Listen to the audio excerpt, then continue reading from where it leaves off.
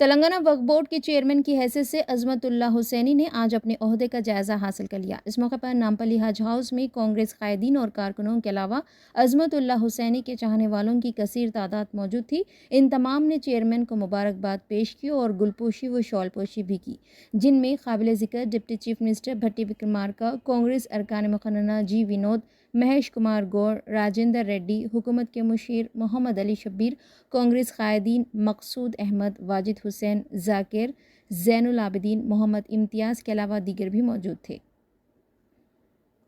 हाँ, मैं बोलना है ना। चलो, अस्सलाम वालेकुम।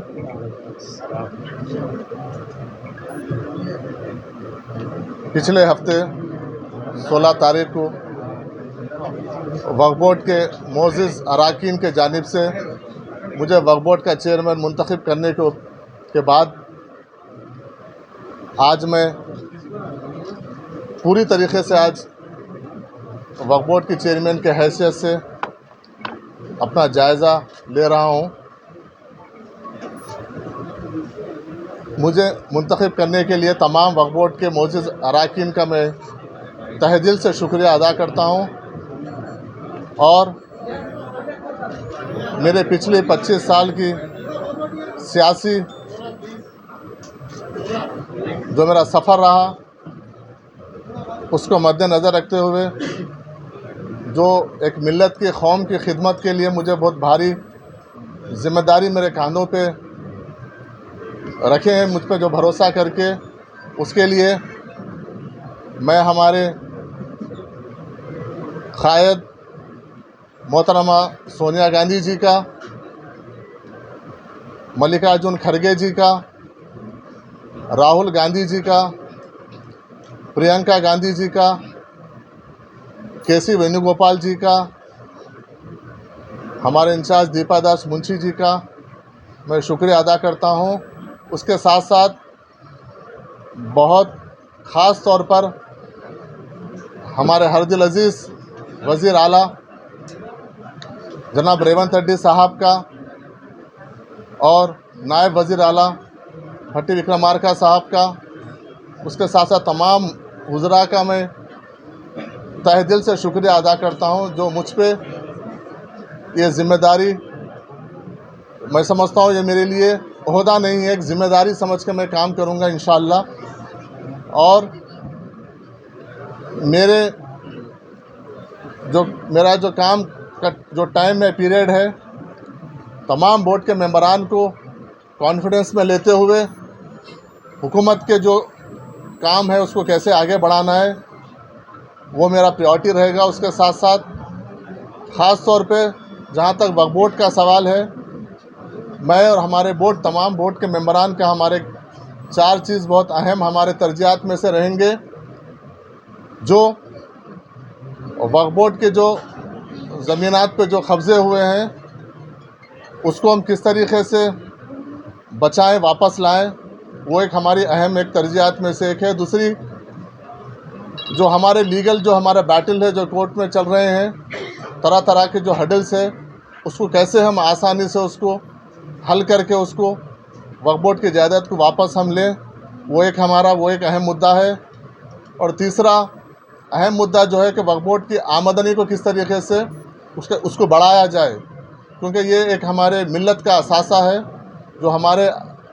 आबा अजदाद जो वक्फ को किए हैं, तो उसको किस तरीके से इसमें आमदनी बढ़ाकर कौम की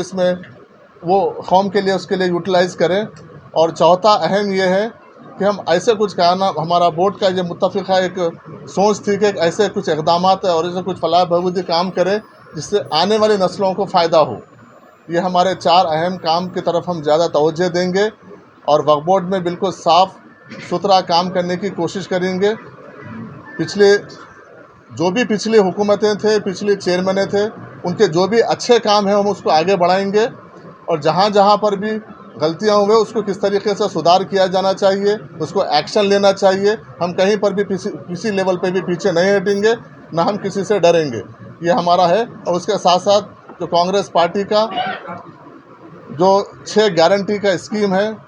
छः गारंटी स्कीम्स में किस तरीके से मुसलमानों का, अक़लियतों का उसमें हिस्सेदारी हो, उससे फ़ायदा हो। और ख़ास तौर पर इलेक्शन से पहले कांग्रेस पार्टी जो माइनॉरिटी डिक्लेरेशन के ज़रिए जो आवाम के बीच में आई थी, वो डिक्लेरेशन के भी ज़रिए हम वक्फ बोर्ड में उसको डिक्लेरेशन में वक्फ बोर्ड का क्या अहम रोल अदा हो सकता है, हम उस तरफ भी हम ध्यान देंगे। और मैं आप तमाम लोगों का फिर एक बार ख़ास तौर पर मीडिया वालों का